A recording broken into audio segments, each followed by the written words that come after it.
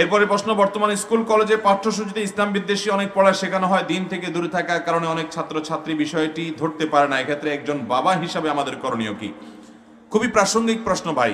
বিশেষ করে এই বছর ষষ্ঠ এবং সপ্তম শ্রেণীর যে ইতিহাস ও সামাজিক বিজ্ঞানের বই, এই বই এবং আরো অন্যান্য বইও, এমনকি মাদ্রাসা শিক্ষার ইংলিশ ফর টুডে বইয়ে, গত বছরও মাদ্রাসার বইয়ের কভারে দুটা বাচ্চার ছবি ছিল বা চারটা বাচ্চার ছবি ছিল। ছেলে বাচ্চাদের মাথায় টুপি, মেয়ে বাচ্চাদের মাথায় ওড়না হিজাব ছিল।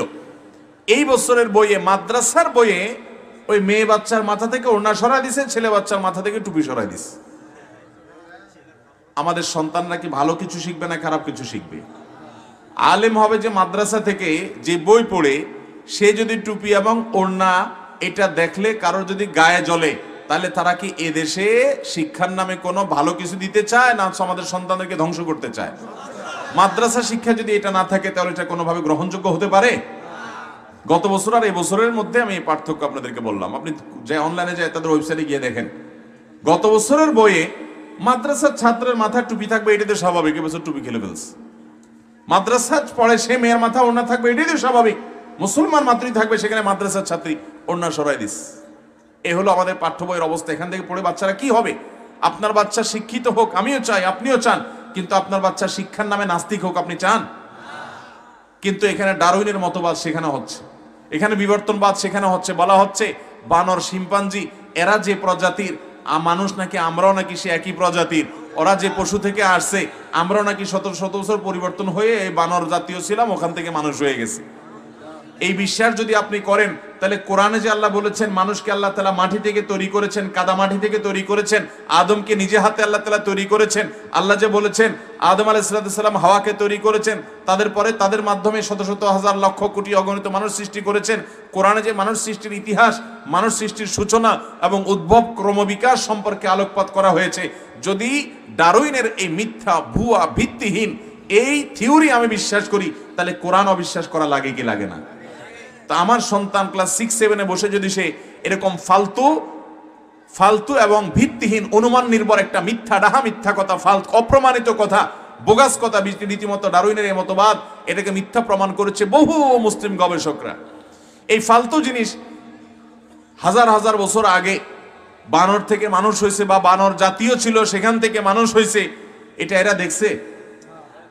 এদের অনুমান করে তারা আমাদের কোরআনের তথ্যের বিরুদ্ধে তথ্য দাঁড় করিয়ে সেটাকে বইয়ের অংশ করে আমার বাচ্চাকে পড়াচ্ছে। এই বাচ্চা বড় হওয়ার পর যখন কোরআনে ওই আদম আসলামের সৃষ্টির শুরুর ঘটনা পড়বে, তখন এই বাচ্চা সন্দেহের মধ্যে পড়বে কি পড়বে না? এই বাচ্চা বেঈমান হবে কি হবে না? সে বলবে যে বিজ্ঞানের বইতে তো আমি ভিন্ন জিনিস পড়ছিলাম, কোরআন তো বলতেছে ভিন্ন কথা। তাহলে আমার বাচ্চাকে কোরআনের মুখোমুখি দাঁড় করে দিয়ে তাদেরকে বেঈমান করা হচ্ছে কি হচ্ছে না? ভাইরা আমার, সমকামিতাকে সহজ করা হচ্ছে, স্বাভাবিক করা হচ্ছে আমাদের সন্তানদের কাছে। আল্লাহ তা নারীর পুরুষ সৃষ্টি করেছেন, নারী করে সৃষ্টি করেছেন, কাউকে পুরুষ করে সৃষ্টি করেছেন, আর কিছু মানুষকে উভয়লিঙ্গ করে সৃষ্টি করেছেন। এখন কথা হলো, নারী এবং পুরুষের মধ্যে পার্থক্য আছে না নাই? আল্লাহ তাআলা বয়সের মধ্যে পার্থক্য রেখেছেন, শরীরের কাঠামোর মধ্যে পার্থক্য রেখেছেন, অনেক দিক থেকে সক্ষমতার মধ্যে পার্থক্য রেখেছেন, সুবিধা অসুবিধা অনেক দিক থেকে পার্থক্য রেখেছেন। এই কিছু ধর্মবিদ্বেষী কিছু নাস্তিক আছে, এরা দুনিয়াতে নারী পুরুষের ব্যবধান তুলে দিতে চায়। এটা কোনোদিন সম্ভব? নারী পুরুষের ব্যবধান থাকার মানে এই না যে নারী হিসাবে জন্ম নিয়েছে সে খাটো ছোট, আর পুরুষ হিসাবে জন্ম নিয়েছে সে বড়। আমি সেটা বলতে চাচ্ছি না। নারী এবং পুরুষের নানা দিক থেকে, শরীরের কাঠামোগত বিভিন্ন দিক থেকে পার্থক্য আছে না নাই? এটাকে তুলে দেওয়া সম্ভব? তাহলে সৃষ্টিকর্তা কেন সৃষ্টি করেছেন দুই রকম করে? এখন একটা ছেলে সে নিজেকে মেয়ে ঘোষণা করে মেয়ে হয়ে যেতে পারবে, একটা মেয়ে নিজেকে ছেলে ঘোষণা করে ছেলে হয়ে যেতে পারবে। এর মানে সে মেয়ে ছিল, ঘোষণা করে যখন ছেলে হয়ে গেছে, তাহলে এখন আরেকটা মেয়েকে বিয়ে করবে। তার আরেকটা মেয়েকে বিয়ে করার মানে হলো ছেলে তো সে আগেই ছিল, আরেকটা ছেলেকে সে বিয়ে করলো, যেহেতু এখন মেয়ে সেজে গেছে, তাহলে ছেলে হয়ে ছেলেকে বিয়ে করলো। ধরুন একজন মানুষ আগে থেকে মেয়ে ছিলেন, তিনি হঠাৎ বললেন না আমার মনে হচ্ছে আমি মেয়ে, শরীরের অবকাঠামো আগাগোড়া ছেলে, কিন্তু নিজেকে মনে হচ্ছে মেয়ে। বইয়ে বাচ্চাদেরকে পড়ানো হচ্ছে যে তিনি যদি এটা মনে করেন তাহলে তার মনে হইলে ওইটাই ঠিক। সমাজ কি বলে, তার শরীরে কি আছে, তিনি কি পুরুষের মতো না মহিলার মতো, এসব দেখা দেখি নাই। তিনি যদি মেয়ে মনে করেন তাহলে মেয়ে। এখন যদি মেয়ে মনে করে তাহলে এবার তার বিয়ে হবে একটা ছেলের সাথে, অথচ আগে থেকে ছেলে ছিল, তাহলে ছেলে হয়ে আরেক ছেলের সাথে বিয়ে হবে, এর নাম সমকাম না? এই সমকামিতা আমাদের সন্তানদেরকে শেখানো হচ্ছে বইয়ের মধ্যে। এগুলো কোনো পড়া শিক্ষা না কুশিক্ষা বলেন?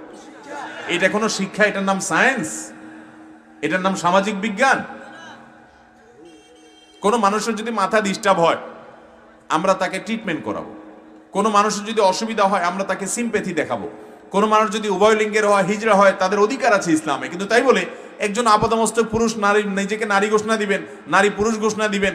ওই যে জাপানে কয়েকদিন আগে এক যুবক বলছে যে আমি নিজেকে কুকুর মনে হয়, সে অপারেশন করে যে ট্রিটমেন্টের মাধ্যমে সে কুকুরের মতো হয়ে গেছে, কুকুরের মতো হওয়ার চেষ্টা করছে। এগুলো সমাজকে অস্থিতিশীল করবে, অস্থির করবে, ধ্বংসের দিকে নিয়ে যাবে। এর মতো উদ্ভট বেহুদা জিনিস, বিশেষ করে সমকামিতার মতো অভিশপ্ত জিনিস এই মুসলমানদের সমাজে গেলানোর চেষ্টা করা হচ্ছে বাচ্চাদের বইয়ের মধ্যে। এবং এই বইয়ের মধ্যে, এই বছর বইয়ের মধ্যে আমরা সমালোচনা করেছি, আমরা দাবি করেছি কর্তৃপক্ষের কাছে। আমার দৃঢ় বিশ্বাস, আমি জোরালো আশা কি যে তারা মুসলমানদের এই ঈমান নিয়ে ছিনিমিনি খেলতে যাবেন না। এবং আমার বাচ্চাকে আমার ট্যাক্সের টাকা দিয়ে বই কিনে তাকে পড়ানো হবে, সেই বইয়ে পড়ে আমার বাচ্চা বেঈমান হবে, নাস্তিক হবে, এটা আমি কোনোদিন চাইবো? যদি এই ধরনের কুশিক্ষাই নিয়মিত দেওয়া হয় তো আমি তো আমার সন্তানকে ওই শিক্ষা দেবো না। প্রয়োজনে সে পড়াশোনা ঘরে পড়বে, আমি নিজে পড়াবো। মুসলিম শাসকদের ব্যাপারে যত ভিত্তিহীন ভুয়া ইতিহাস দিয়ে হিন্দু শাসকদের সবাইকে ফেরেশতা দেখায়া, মুসলমান শাসকদের সবাইকে ভিলেন দেখায়া বই ইতিহাস লিখছে। আমি লাইন বাই লাইন গতকালকে এক বক্তব্যে আমি ওই বই থেকে দেখে পড়ে ওই পৃষ্ঠা সেখান থেকে কোট করে করে আমি বলে দিয়েছি। এবং আপনার সবচেয়ে জঘন্য বিষয় যেটা করেছে সেটা হলো যে পর্দাকে রীতিমতো একটা হাস্যকর বিষয়ে পরিণত করেছে, পর্দাকে তাচ্ছিল্য করে উপস্থাপন করেছে যে বোরকা পরলে সে অপমানিত হয়, অপদস্থ হয়, সে পিছায় থাকে। বোরকা পরলে মানুষ, পর্দা পরলে মানুষ পিছায় থাকে? এদের কাছে পর্দা ছেড়ে দিলে মানুষ নাকি উন্নত হয়ে যায়। তো এইভাবে আমাদের সন্তানদেরকে ধর্মবিদ্বেষী করার যে নীল নকশা এই বছর এই দুইটা বই, বিশেষ করে আর কোন কোন বইয়ে আছে, আমরা জোরালো দাবি জানাচ্ছি কর্তৃপক্ষের কাছে আশু ব্যবস্থা গ্রহণ করে এগুলোর পরিবর্তন করে যথাযথ উপযুক্ত বই এখানে প্রতিস্থাপন করা হোক এবং আমাদের সন্তানরা শিক্ষার নামে কুশিক্ষা শিখুক, এটা আমরা কোনোদিন চাই না।